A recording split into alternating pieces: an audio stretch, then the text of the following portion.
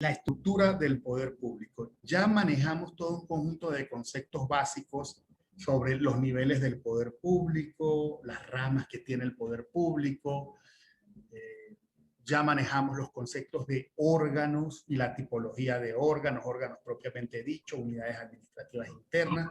Hemos adelantado algo de los órganos desconcentrados y servicios desconcentrados.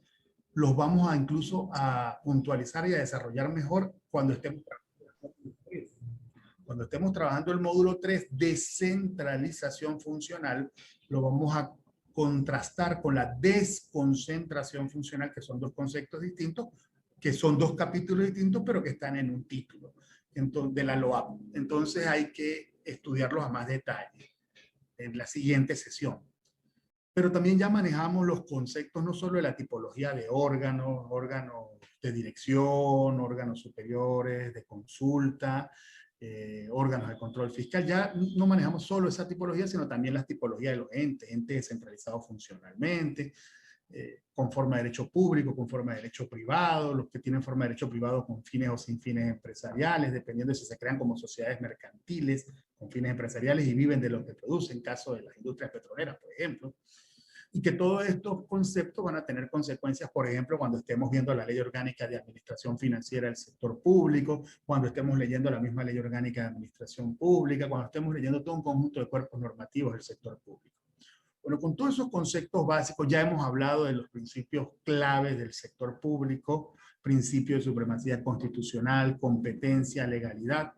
Hemos puesto, aunque sea rápidamente, un conjunto de nociones sobre la traslación de competencias, las figuras que contempla la Ley Orgánica de Administración Pública, la importancia de diferenciar los conceptos, función, competencia, atribución, para poder entender estos artículos de la LOAP. Ahora, en el módulo 2 nos vamos a concentrar con todos esos conceptos, con todo ese bagaje que ya tenemos, nos vamos a enfrentar a la razón de ser, a la estructuración del poder público, a la organización del Estado, pero lo que más nos interesa para esta materia, la administración pública en la rama ejecutiva, inserta en la rama ejecutiva, en sus niveles nacional, estatal y municipal. Y en el punto 7 que estamos proyectando, vamos a hablar de la organización nacional de esta administración pública, la administración central. Está inserta en la rama ejecutiva, la vamos a vincular, esa rama ejecutiva, dentro de las ramas que tiene el poder público a nivel nacional. Una vez más volveremos al 136 de la Constitución, pero con la vista puesta en una de esas 5 ramas, que es la ejecutiva, la que nos interesa. Hablaremos de los órganos constitucionales que integran el gobierno, el alto gobierno. Hablaremos de órganos unipersonales de dirección política, están en esa rama, presidencia, vicepresidencia, ministerio, y hablaremos de otros órganos fuera de la Constitución, los que va a desarrollar la Ley Orgánica de Administración Pública. Hablaremos de órganos internos de apoyo, oficinas sectoriales, autoridades de área, autoridades por región, etcétera, comisionados presidenciales, etcétera. Después, solo haremos un leve bosquejo en el punto 8 de los órganos administrativos especializados. ¿Por qué decimos órganos administrativos? ¿Se acuerdan que ya nosotros podemos distinguir las 3 grandes funciones del Estado? Legislar, sentenciar, y todo lo que no sea legislar o sentenciar es administrar. Por lo tanto, bajo ese principio residual de la actividad administrativa, nos vamos a dar cuenta que aunque estemos enfocando nuestra mirada en la rama ejecutiva, como rama de administración, donde está inserta la administración pública, en otras ramas el poder público se realiza. No, mira, aquí está otro pedazo. A saber, por ejemplo, órganos de control fiscal están insertos en la rama ciudadana, pero la Defensoría del Pueblo, el Ministerio Público y la Contraloría General de la República, pues no sentencian y no legislan. Si no sentencian y no legislan, realizan actividad administrativa. Me pudieran decir, Hugo, pero es que el Ministerio Público integra el sistema de justicia, cierto, pero no sentencia y no legisla. Su actividad es administrativa. Vean ustedes, por lo menos tienen actividad administrativa, e incluso aún en la rama, por ejemplo, que es donde uno pudiera decir sentencia, en la rama judicial, también hay actividad administrativa. porque no todo es dictar sentencia. Cuando un juez nombra a un secretario de tribunal, está emanando un acto administrativo, está realizando actividad administrativa. La Dirección Ejecutiva de la Magistratura realiza actividad administrativa.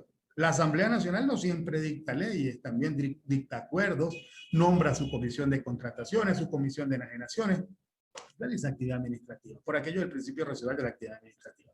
Bueno, igualito, un guiño en el punto 8 a los órganos administrativos especializados, los órganos de fiscalización y control, y a los órganos consultivos que desarrolla la Ley Orgánica de Administración Pública, al igual que la Constitución. En el punto 9 hablaremos de la organización administrativa bajo la visión de la descentralización territorial, por lo que es igual la administración pública a nivel estatal, la administración pública a nivel municipal, nuestras gobernaciones y nuestras alcaldías, sus competencias, tanto del ente político territorial como después lo que está asignado a una de esas ramas ejecutivas. Y este es el elemento del módulo 2 a desarrollar. Pasamos lámina, mi estimado profesor Freddy. Vamos a concentrarnos entonces primero, volviendo la mirada a la organización nacional. Recordemos, pasemos lámina, la organización del Estado, y dentro de esa organización del Estado vamos a enfocarnos en la administración pública nacional centralizada. Pasemos lámina. Vean, recordemos ya que en el poder público, el concepto de poder público que manejamos del 136 de la Constitución, distribuye sus competencias, utilizando ya los términos que los manejamos a concepto, por niveles y por funciones. La distribución por niveles nos lleva a hablar de un poder público a nivel nacional que se personifica en una persona llamada república, un poder público a nivel estatal que personifica en las entidades federales o estados federados, y un poder público a nivel municipal que personifica en distritos y municipios. Que en el nivel nacional, en la persona llamada República Bolivariana de Venezuela, tenemos 5 ramas que ejercen ese poder público, 5 ramas funcionales que ejercen ese poder público, a saber, la rama legislativa, la rama ejecutiva, la rama judicial, la rama electoral y la rama moral. Y que en la rama ejecutiva, que es el órgano de estudio, en nuestro caso en esta materia, se va a insertar estricto sensu la administración pública. Y para ser más exactos, la administración pública centralizada. Los órganos de la administración central. Porque cuando se quiera segregar de ellas competencias para dárselas a una nueva persona, hablaremos de administración pública descentralizada funcionalmente, si estamos creando institutos autónomos, institutos públicos, fundaciones, asociaciones, sociedades civiles o mercantiles. Y esa administración pública descentralizada funcionalmente es la que vamos a estudiar en el tercer módulo. En este segundo módulo nos vamos a concentrar en la administración pública centralizada. Y solo mencionaremos tangencialmente a la descentralizada funcionalmente en lo que tiene que ver con la adscripción, con las potestades que la administración central ejerce a través de sus órganos de adscripción sobre esos entes que crea. En el caso de los órganos integrantes del gobierno, en la administración pública centralizada en el nivel nacional, dentro de la rama ejecutiva, encontraremos órganos unipersonales de dirección política, verbigracia el presidente de la República, el vicepresidente ejecutivo y las o los ministros de despacho. Vamos a encontrarnos con órganos colegiados de dirección política, el Consejo de Gobierno.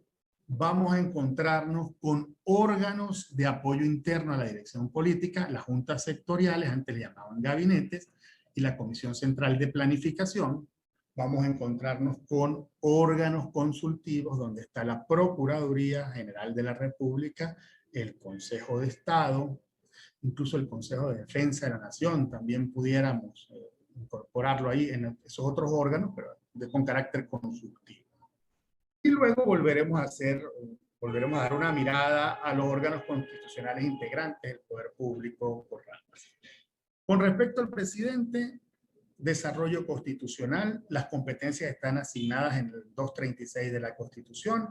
Ya sabemos que es titular de potestad organizativa especial para organizar a la administración central. El presidente, siguiendo la Constitución, respetando el principio de supremacía constitucional y el principio de legalidad, respetando la Constitución y la Ley Orgánica de Administración Pública, puede crear órganos de la Administración Central, puede crear ministerios, les va a dotar de competencias, los puede fusionar, los puede suprimir, puede crear también juntas sectoriales, antes le llamaban gabinetes sectoriales, puede crear también sistemas de soporte o apoyo, sistema presupuestario, sistema de tesorería, sistema financiero.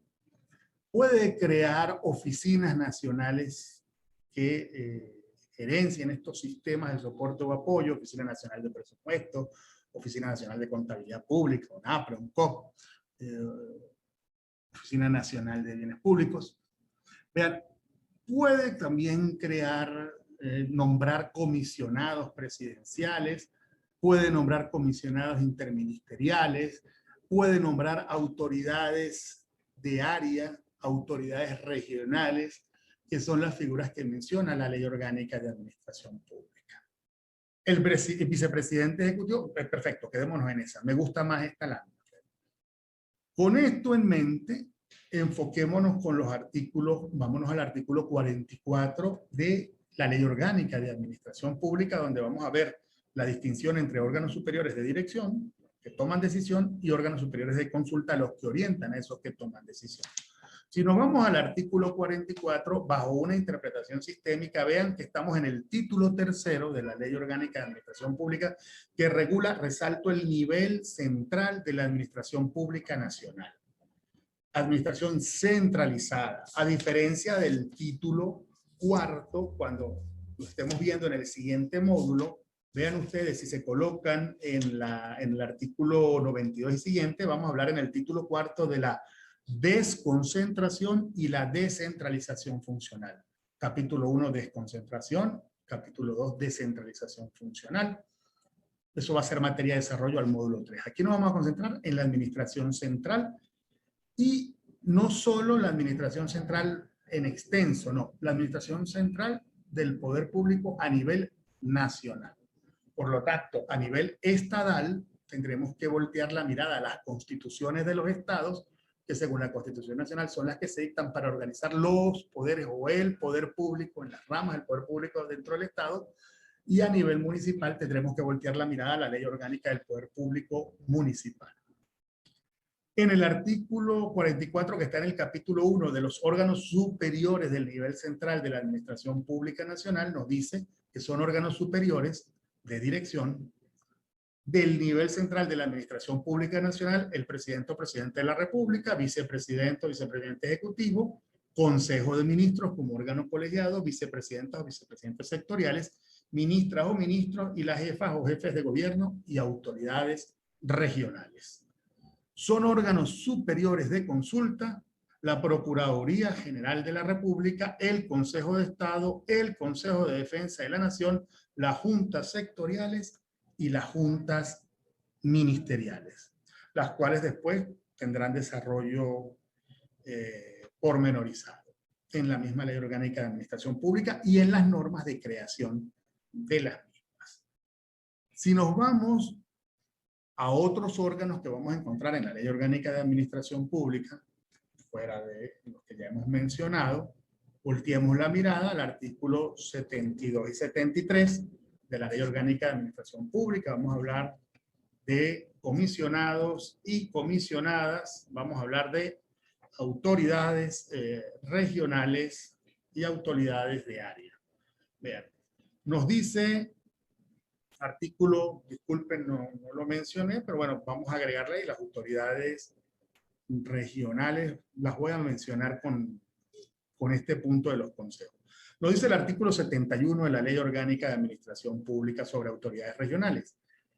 La presidenta o presidente de la República podrá designar autoridades regionales, las cuales tendrán por función planificación, ejecución, seguimiento y control de las políticas, planes y proyectos de ordenación y desarrollo del territorio, aprobadas conforme a la planificación centralizada, así como las demás atribuciones que le sean fiadas de conformidad con la ley, asignándole los recursos necesarios para el eficaz cumplimiento de su objeto.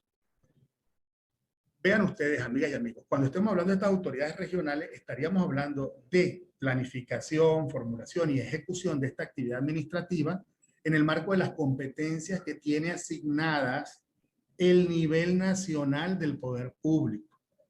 Por lo tanto, en el marco de esta creación de autoridades regionales, mal podrían ellas invadir el ámbito de competencia de la administración pública estatal ni municipal.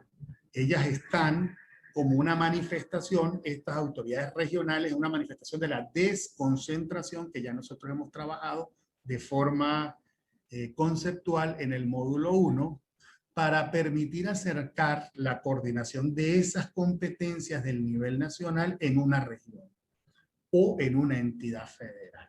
Tendrá, por lo tanto, las competencias que le dé el decreto de creación, teniendo presente no invadir las competencias de estados y municipios, porque recuerden que el reparto competencial viene ya dado por Constitución.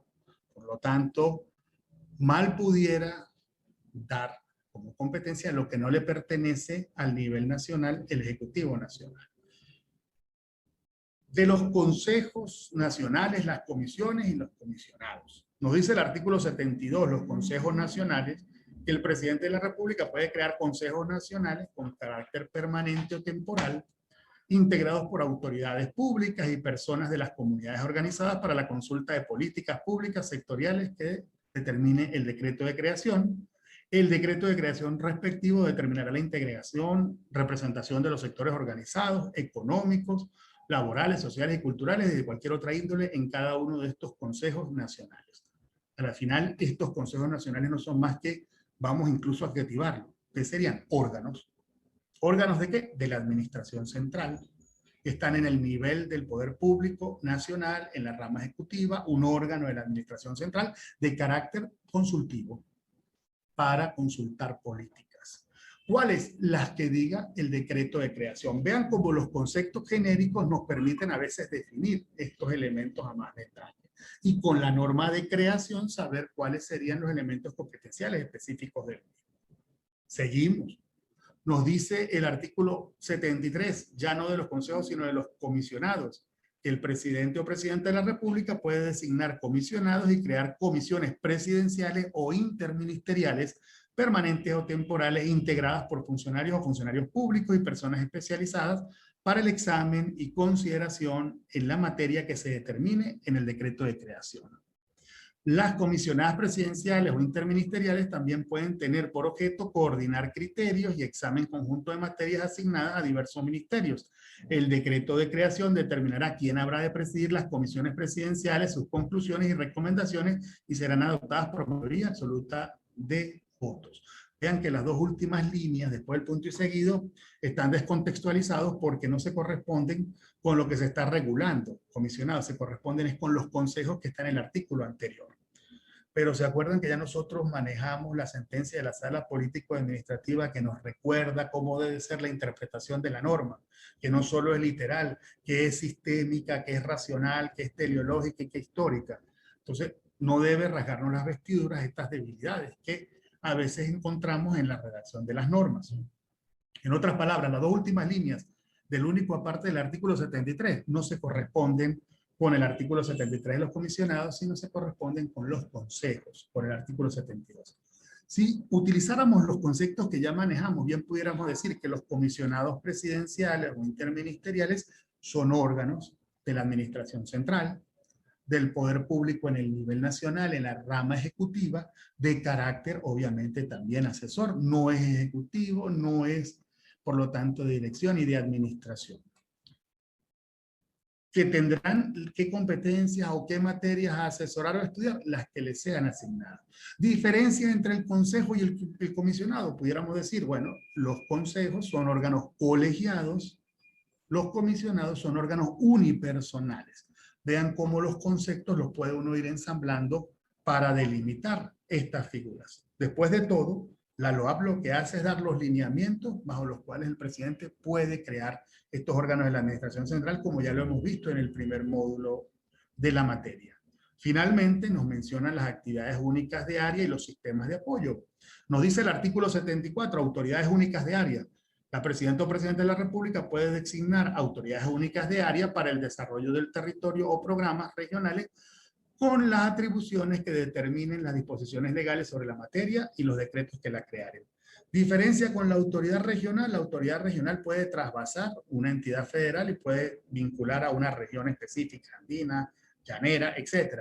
Y segundo, que la regional vincula toda la planificación y actividades que en esa región pudiera llevar adelante el nivel nacional, mientras que la autoridad de área vincula en una materia o un conjunto de materias específicas. En el caso normalmente la más común, las autoridades de área del sector salud. Normalmente son las que buscan vincular la actividad, en nuestro caso, entidad federal Mérida, la actividad del sector salud de los órganos y entes en materia de salud que están presentes en la entidad federal Mérida. Finalmente, de los sistemas de apoyo a la administración pública, nos dice el artículo 75 que los sistemas de apoyo técnico y logístico de la administración pública están conformados por la agrupación de procesos funcionales, procedimientos administrativos y redes de órganos y entes coordinados, cuyo propósito es ofrecer asesoría estratégica y suministro de insumos institucionales a los órganos sustantivos, garantizando las condiciones organizacionales necesarias para su adecuado funcionamiento y para el logro de metas y objetivos esperados por la administración pública. Esto se ve más fácil nombrando estos sistemas con nombre y apellido. Si ustedes van a la Ley Orgánica de Administración Financiera del Sector Público, aunque hablen de subsistemas, se están refiriendo al sistema, por ejemplo, sistema presupuestario, sistema de contabilidad pública, sistema de tesorería, sistema de crédito público, sistemas que integran procesos, que integran principios y que integran órganos y entes en esa actividad. Sistemas que están bajo la rectoría de órganos o de entes dependiendo de cómo se estén regulando. En el caso del sistema presupuestario, bajo la rectoría de la Oficina Nacional de Presupuesto, esto nos va a permitir hablar ahorita de las oficinas nacionales. El de contabilidad pública, bajo la ONCOP, la Oficina Nacional de Contabilidad Pública. Sistemas, si van a la Ley Orgánica de Bienes Públicos, el sistema de bienes, con la Superintendencia Nacional de Bienes, con nombre y apellido, que son los que se van desarrollando. Finalmente, estos sistemas tendrán órganos o entes rectores en los sistemas de apoyo. Vuelvo y les di el ejemplo que les di. En ONAPRE, ONAPRE es el órgano rector del sistema de presupuesto público. Consecuencialmente, dice el artículo entonces 76, los órganos o entes rectores de los sistemas de apoyo fiscalizarán y supervisarán las actividades de los órganos que integran los respectivos sistemas de apoyo institucional de la administración pública, para lo cual estos órganos permitirán el acceso a documentos, expedientes, archivos, procedimientos, trámites administrativos y suministrarán cualquier información que les sea requerida. Los órganos o entes rectores de los sistemas de apoyo institucionales evaluarán la información obtenida y ordenarán a los órganos de apoyo la corrección de las diferencias detectadas. Los órganos de apoyo deberán efectuar las correcciones señaladas y en caso de incumplimiento el respectivo órgano o ente rector formulará la queja correspondiente ante el ministro o ministra o máximo órgano jerárquico correspondiente con copia a la vicepresidencia ejecutiva. Recuerden que estamos hablando de órganos de la administración central, y si estamos hablando de entes a los cuales tienen que hacerle una observación, pues a través de su órgano de adscripción se les hace llegar a través de estos sistemas de apoyo y sus órganos rectores las quejas para que sus órganos de adscripción bajen lineamientos o políticas a estos entes y estos adecúen su actividad a esas observaciones.